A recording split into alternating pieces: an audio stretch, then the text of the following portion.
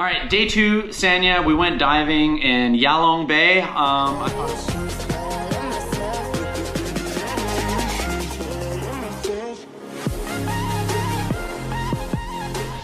right, so yeah, we're on the barge right now. We just walked to the side of it. Oh yeah, you guys had. Oh, I'm already in. You guys jumped in. I was last. I was actually really worried about because I was like, this is the first dive, first of all in a long time, but also I'm holding that thing. Oh, holding the GoPro, right? You've held it before. Yeah, you can get a little strap if you want that, just puts it on your arm. Yeah, and then you can kind of drop it. But I always find with diving with cameras, when you're not filming, it's kind of comfortable to just hold it. Because otherwise you're either just holding your hands or you're holding your belt. It just makes that position. I thought about putting it in a pocket, but then I love the descent. But I'd constantly be checking it. So yeah, when I turned it off, I was just kind of holding it. Yeah.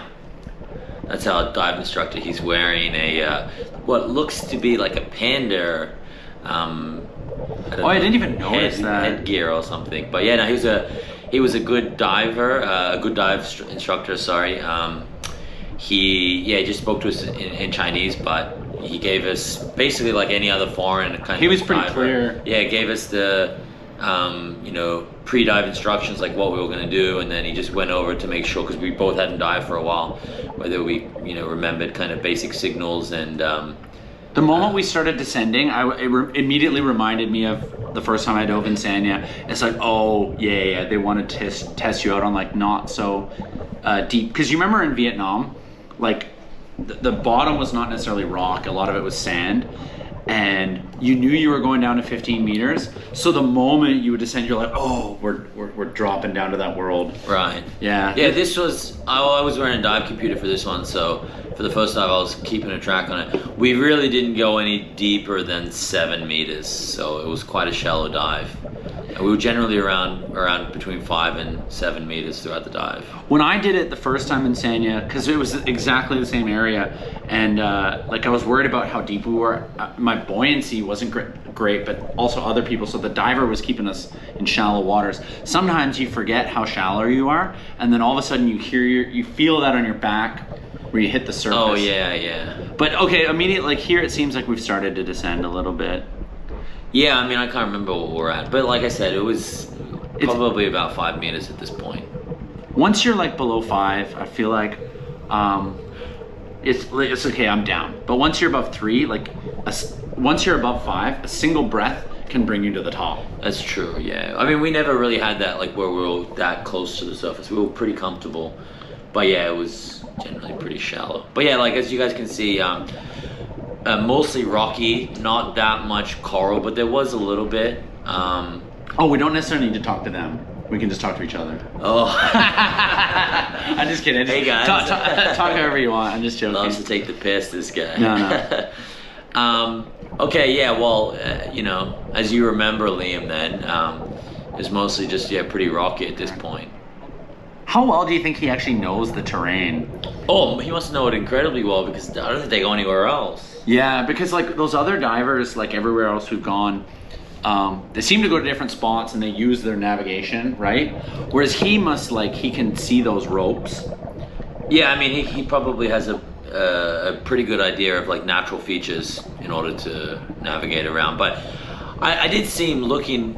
I don't know if his watch also has a compass on it or something. I did see him checking out his watch a little bit. That could just be checking depths and whatever, but at this beginning part of the dive, I was like, oh man, we really aren't going to see any fish. And later on we end up seeing them, but yeah, I mean, I haven't at this point in the dive, I haven't dove for 2 years, so I was just I feel great to be back underwater again. Just making sure it's not the time lapse. Yeah. That's probably a good idea. Yeah. I was just happy to be back underwater again.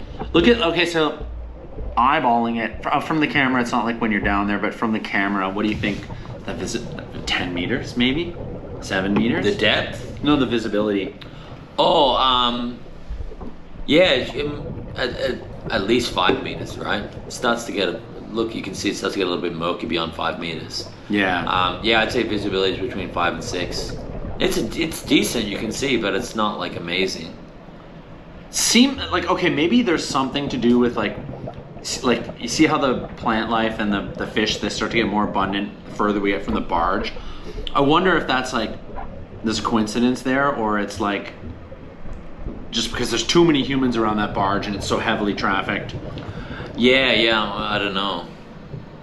I mean, it's not like they're fishing. We didn't though, really so. go where they went though. Maybe they have like those photos that we saw. There were lots of fish there.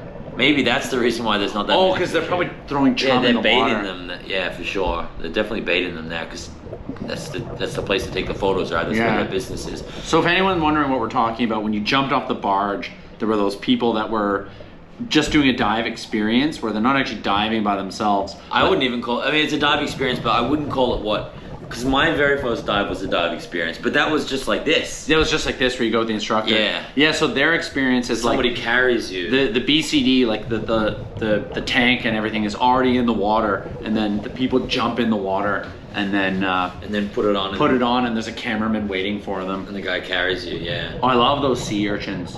I find it interesting that like you see them everywhere in this even not even just in this region of the world, but even like Taiwan, which is relatively north. Yeah, I'm not a marine biologist or botanist or whatever they're called. But I guess I have no idea why they're everywhere. I guess it's the same. Like I'm not. Yeah, they're everywhere. I'm not exactly David Attenborough, but yeah, like. Oh, you want to be? Everywhere in the world, you think about it, it's like you'll find mice, like unless it's extreme That's climates. true, You yeah. find flies and mosquitoes, and they might vary, but it's like there would just be consistent animals. That's an interesting point, actually. I guess in the case of like mice and like pigeons and things like that, those are species that have have a I don't know if it's symbiotic, but they are bottom feeders to humans, right? So they eat our scraps, our leftovers. So that's why they thrive. And then they must be a bottom feeder to like just general fish. Yeah, but obviously we have probably very little impact on them, but they're still everywhere. Yeah, it's probably just like they feed off of I don't actually know. Pretend fish. Maybe they're very like I guess like ancient creatures or something. I guess relatively simple organisms can probably like. Sorry, I just want to go back to that what we just saw then. Oh, Nemo. Yeah. Come right up. He's threatening me. That was just a good shot to give you an idea of how deep we are. It's just visually, it wasn't that deep. Sorry, you were saying? Yeah, no, just like any sort of like larger kind of organism is complex, but what I mean comparatively, like something like a rat or a small fish or something, it's not overly complex when you compare it to something large like a bear or a whale. Sure. And then that's why they're much more complex because they're large. They're probably different throughout the world. Oh yeah, they would reproduce a lot more like like a human being, right? A human mother can only produce one, maybe two, maybe three. Oh, actually, that's probably why. So the animals can reproduce a lot easier. Animals that produce like tons of things, and they end up being food. They end up being food. Yeah. Oh yeah. Okay. So like as you can see through the video, like it starts to get a little bit murky. That's correlated with the depth. However, it does go back to better visibility later. We do some swim throughs, and that's about where the visibility picks up again. So I guess at this point we're at maybe 9, maybe pushing on 10. Oh, you can still see there's a rope. Is that is that rope still at the bottom? Is he following the rope? No, I don't think he's not on this dive. That was on the second dive.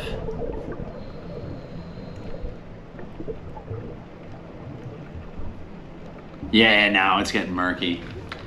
Yeah, I guess maybe he's probably taking us to the swim throughs right now. Yeah. It's probably the reason for it. It seemed like from the moment we got to the, we dropped in, it's like we're heading in the direction of that little island next to the barge.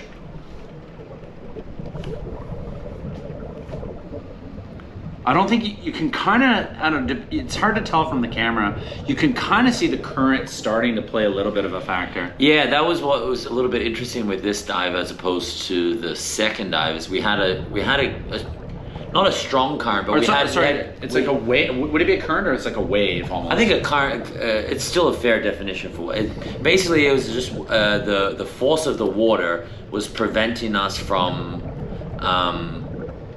swimming at certain points, but they were very brief. So I think it's a current, right? That would be a current where. So basically, or it's kind of the tide, maybe. It's not. Is that not a current though? Well, I guess, yeah, I don't even know. But I don't know either. Either way, it's the force of the water. Yeah, either way, it's the force of the water. Perhaps that's the best. And so when you're watching the video, what you can see is like suddenly, the camera's like it's still straight, but I stop and then suddenly thrust forward. Yeah, and that's it. I remember it being. Oh, there's Nemo's home. Yeah, I remember it being like when I first kind of felt it on this dive was through the swim through. Oh yeah. So basically, and we'll watch it later in the video, but when we were entering the and look, you can see here the visibility is better, as you were saying, right? As we swim through the cave, that's when it hits us. So we basically are stand still for a little bit. We can't move forward, and then when the force moves, it then pulls us forward. Do you remember the very first like time we went in Thailand? Yeah, I know you're gonna. That was pre-Paddy. That was pre-certification. That was pre-certification. That was either his recklessness or his confidence in us. Now, granted, you would love for it to be his confidence. if anyone's watching this and knows Jesus, who taught diving and coached diving in Krabi, that was a dope dive, and I'm glad he had us do that. Yeah, that was a great dive. So that was a dive experience, or Discover Scuba. Discover Scuba. That's what they call We never it. did go below 10. Yeah, and we did on the second dive though. I think we went about 12. It was the second dive. Yeah. The second time, not the second dive, because we did 2 dives with Jesus, right? But the swim through was relatively easy, but it still, you had to go under. The swim through was not with Jesus. The swim through was with the second guy. Was the second guy the British guy, or? No, the British guy was on the boat. It was a Thai guy. Okay, guys, we're coming towards the swim through. We'll get back to the story about Jesus and the British guy in a moment. But yeah, so basically, this is the first. I mean, this is the real, the only swim through. Though we do go through some tight trenches that are kind of like this one. You'll see. You can, if you pay attention to it. If you look right there where I grabbed, that was the force of the ocean or the current. Yeah. But yeah, if you just watch right now, you'll see I stop for a moment. I can't move forward. I'm kicking, and then there we go. It pulls me forward, and then now Liam's obviously stuck. And right, we can see to the right-hand side. And then it's about to thrust me forward. Yeah, big school of fish. But that was a lot of fun. Oh, there's a decent shot of it. Nice, clean swim through. So it's always fun to go through caves and stuff. Yeah, now we're obviously ascending. One thing, like, I figured this out on the boat, like when we did that in Sri Lanka, about these swim throughs, is because like things look different underwater. Like you might think as you're going through the tunnel, like, oh, I have all this space above me, but sometimes actually you don't. So you actually want to, and then like your tank will hit. Hopefully your tank hits and not your head. I've hit my head before, but you go through any swim through, despite how much overall height you think you have, just go as low as you can to the ground. Oh, for sure, yeah. I scraped my head on the top of that boat in Colombo. Yeah, like, you know, as any diver knows, things appear closer underwater than they really are. So yeah, sure, I agree. You know, it depends on how tight they are too. You know, like even the most experienced diver can still. At least if I'm gonna, like, when I breathe out, I'm gonna slam into the floor. I see it. I got my hands there, right? Yeah, sure. But you don't want to scrape your head. Yeah, you don't want to be scraping your body on things. Do you remember when I was telling the guy on the boat in Colombo about my cuts? The Sri Lankan dude, and then he's like, "Oh, you guys are real wreck divers now." Yeah. That was cool. That was a great dive. That was a great Cheers, dive. Yeah. There's points where I'm following you, and the camera gets really close to you, but actually it never really did. Yeah. It might have been at close, half a meter, but it looks like you're about to kick the camera. Is Liam getting the old selfie shot? Yeah, I just thought, I was like, okay, I'll move it out to the side. No, you got to do that. I think at another point I do the left everybody hand. does this at one point. Yeah, so this is kind of another one of those swim throughs. As you can see, it's not actually a cave like the last one, but this one you can definitely see the current right there. See, you were pushing, and now boom, it pulls you through. But yeah, it's a nice little like tight trench between rocks, so it's always fun. And then and then there we go. Yeah, and then you're gonna get hit with that.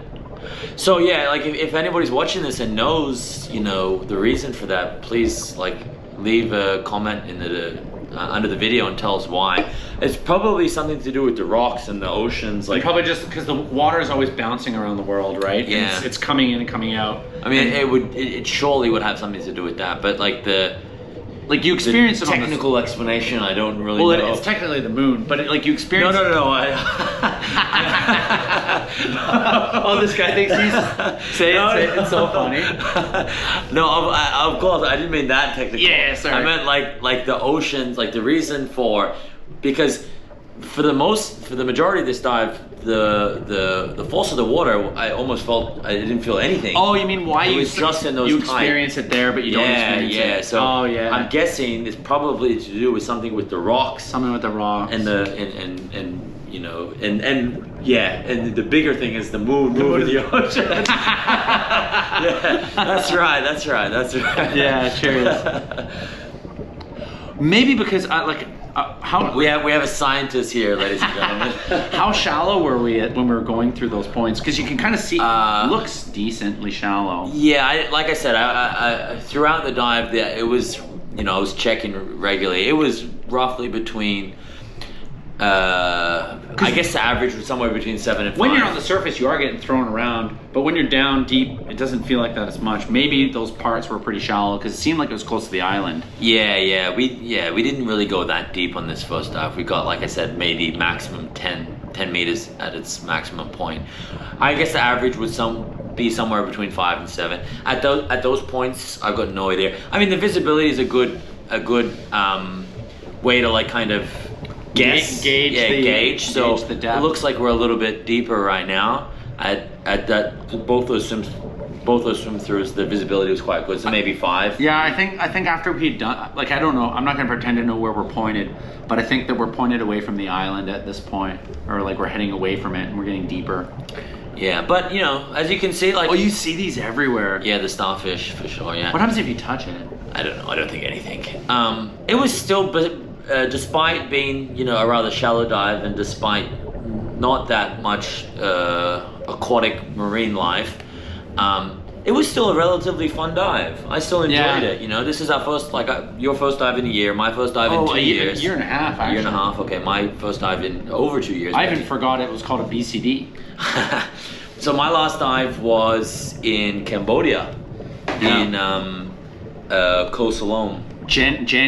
Would it have been January or February of 2020? February 2020. So COVID was just kicking off at this point, and who knew what was coming? Yeah, I thought it was just gonna be like a short-term thing. Long vacation. Yeah, long vacation. That's right. That 2 weeks in Thailand. That vacation was extended because of COVID. Yeah. And then who knew that was our last? And up until this point, I never got to dive in Phuket because I always had those meetings that were just like right at 1 o'clock. But that's right. So.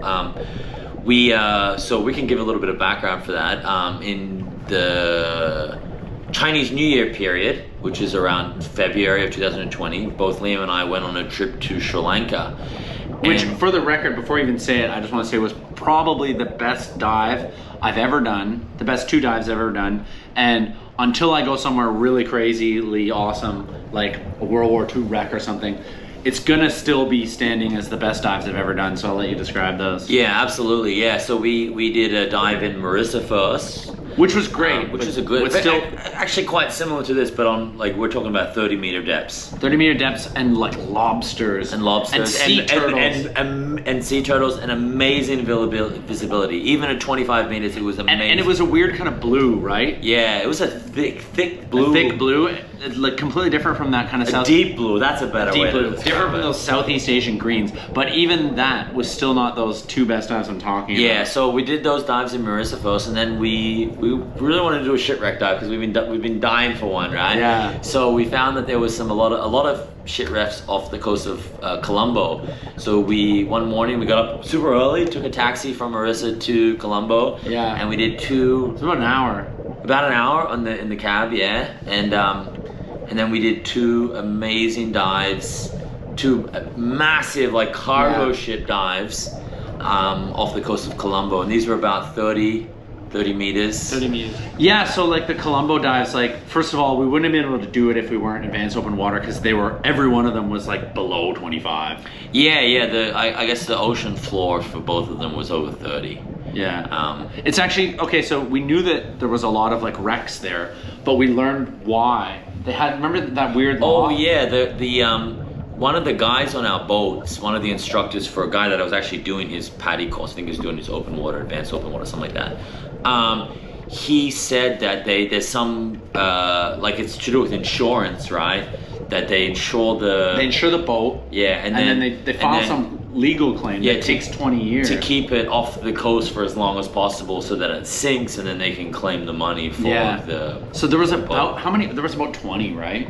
There was, I don't know what number, but there was a lot of them. We went there for one particular one that we found on the internet that actually had, it was such a large ship, and both of these ships that we went to were large, but this other one was so big that it had parts, and it was about 30 meters deep too, right? Because it's all off roughly the same distance off the coast of Colombo.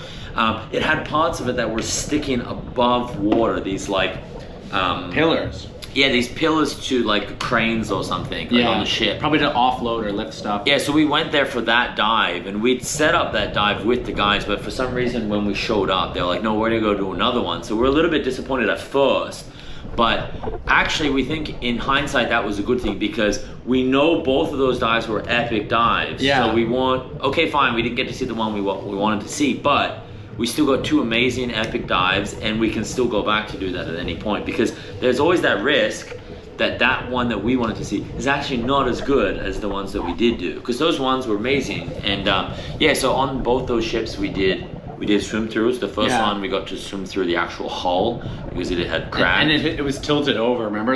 Yeah.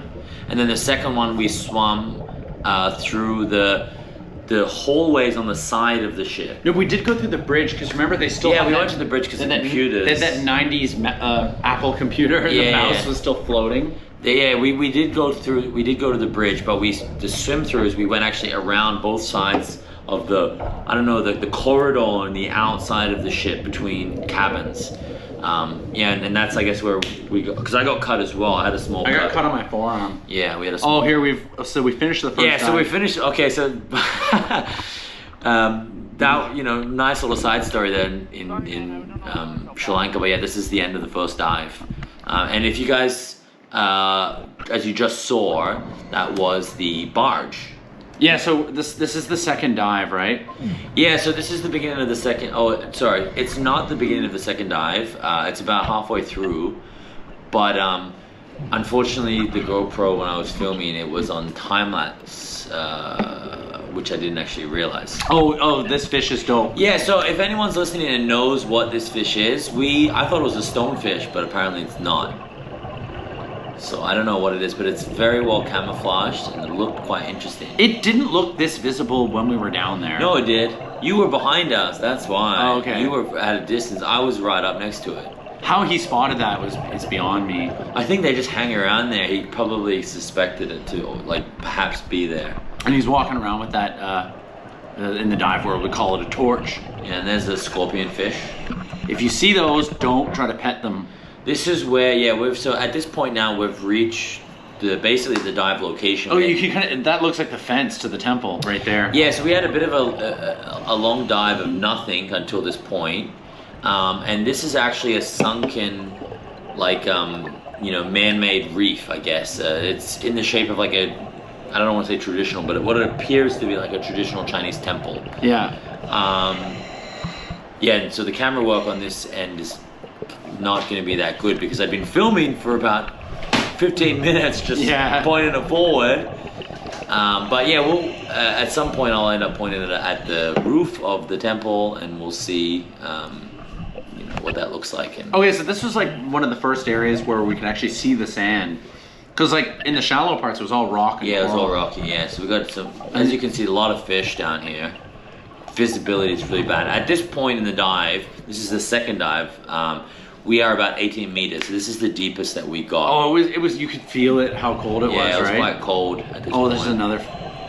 Yeah, so look at this thing. I don't know if anyone knows what this is. Don't actually try to touch these with your hands, but I think with your I mean, it's still probably risky touching it with something, right? It looks like he's got like a clip that he's using. He's just using a clip. Yeah. But And what if it's it not really bothered by this is our dive instructor that's actually, or our so dive he would know. leader that's Now again, I'm not advocating that you go bother nature, but you should definitely. I don't know. it wasn't that It wasn't that obtrusive. yeah, no, I mean, like, it wasn't that fussed. He touched it and didn't even want to move, so Yeah. I don't think that's such a bad thing. But yeah, of course, generally like to just observe. Part of the rather reason for the visibility is, I mean, a little bit of us kicking it up, but more like the actual like. Oh, I don't think it was us kicking it up. But it was from that most- typhoon. From the typhoon, but also just like the current. Yeah. Okay. So from this point on, I think the There footage, you can see what. Yeah, the footage should be a lot more. As they say stable. in my favorite movie, Prometheus, looking at that, God or nature doesn't make things in straight lines, so you know it's man-made. I love that movie. I don't know why, but that's for another discussion. episode. Yeah. But look at how. There's another scorpion fish. Yeah. Look at how the school of fish just like surround a man-made structure. Yeah, it gives them good protection. You got really good footage of it there. Yeah, it's quite nice. But yeah, there's visibility is quite bad. Not really much to look at beyond the temple, to be honest. These are just kind of basic schools of fish.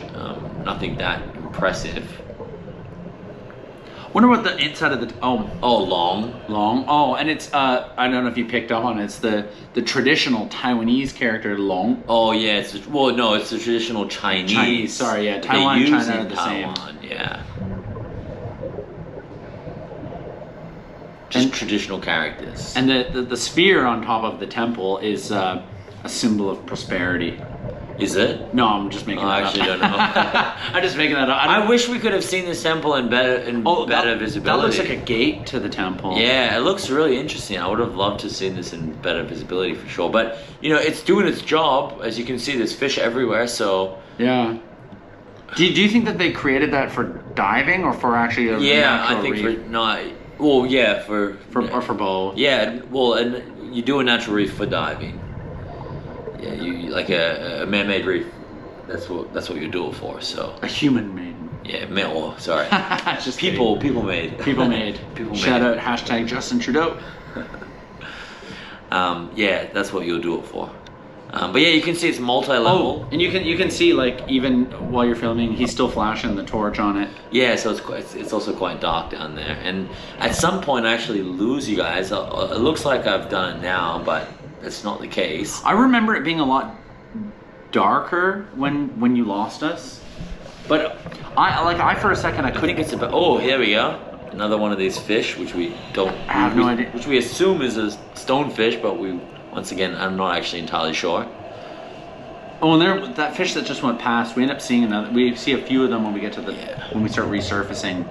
I think this is where I've lost you guys. Yeah. But not too long. There you go. There's a fin. And I'm back with the I couldn't see you for a little bit, and then I saw the bubbles coming up. Always check on your partner diver. Always check on your partner. That's very, very important. That's the difference between PADI certified and AOW certified. That's me. Sorry for the poor footage here, guys, but I'm in my head. The dive was over at this point, so Yeah. I'm just holding on to the camera. Yeah, so we start to ascend here. I film Liam a little bit as he has some fun, and then we do our 3-minute safety stop at 5 meters, decompression stop, and then we rise to the surface. And then because of the distance we had to get to this location from the barge, which is where we entered the water from, we actually have to do a long swim back on the surface, about 150 meters. So it wasn't such a big deal, but I guess you could argue it was a little bit annoying. Yeah. But that's fine. Looks like a shark face. Yeah, it does look like a shark face. Oh, this is about to where we come to the safety stop. Oh, So we're we're almost, what are we? yeah, 6 meters or what are we at? This point? 5 minutes. 5 minutes. We do a 3-minute safety stop. Yeah. Decompression stuff. I'm glad because, yeah, DaBaby.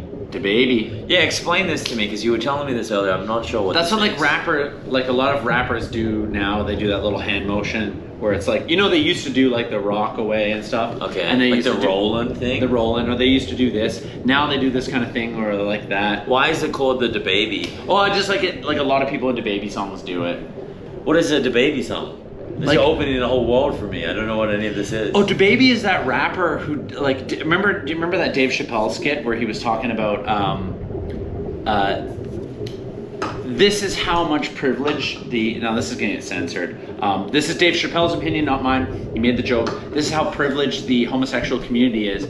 He's like, DaBaby actually killed someone. I don't know the details of that, but he didn't get canceled for that. Can you grab me one? But DaBaby made homophobic comments, and they tried to cancel him for that. So you can kill someone and you're okay, but you make a homophobic comment, you're canceled. So he killed someone, but somehow got away with it. I don't know the extent of it. How but could he kill someone and not be? He might have accidentally. It must be accused of murder. Accused of murder or accidental homicide. Okay. But he's a pretty. So like an O.J. Simpson kind of situation where it's like I don't know if he went to trial for it or something. No, I mean like it seems like there should be sufficient enough evidence to convict this person. Yeah. Yet they're not convicted. Yeah, but then he made a homophobic comment at which I don't condone, by the way. Homophobia is a horrible disease on our society. But he said something homophobic, and then the masses came in to try to cancel him. He didn't end up getting canceled because he's still pumping out music. But yeah, DaBaby is. You've definitely heard a DaBaby song. Oh, okay. Interesting. Yeah. Well, I mean, let's go back to the dive for a little bit, right? Yeah, we can talk about DaBaby later. So as you can see in the sorry, as you can see in the background, we have some some fish just hanging around while we're doing our safety stop. That's our dive instructor just over there in the distance. Yeah. It's just the three of us going for a dive. Oh, we got DaBaby again? This is DaBaby again, is it? So you're in the DaBaby. So actually, I should let the audience know, Liam actually has headphones in right now and he's listening to rap music. Yeah. Can't even guess the cost of the shit I got on. What? No, I wasn't. He's just high on oxygen. Yeah, too much nitrogen. I didn't do my safety stop early enough. The nitrogen was bursting in my in my blood vessels. Yeah.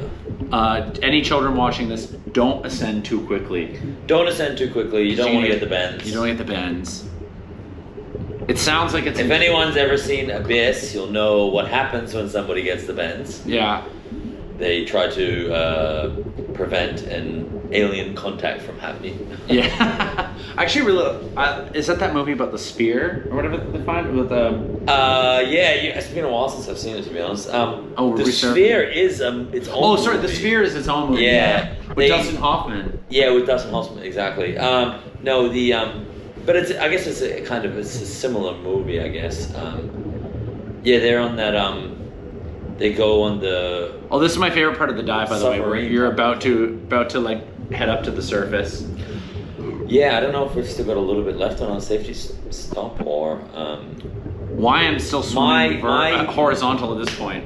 Oh, I'm checking my thing because I'm worried that I've used more oxygen than you. We ended the dive at 50 bars, so 5 bars, whatever you want. Look at those calves. So yeah, right on when it's danger zone. Time to get out of there.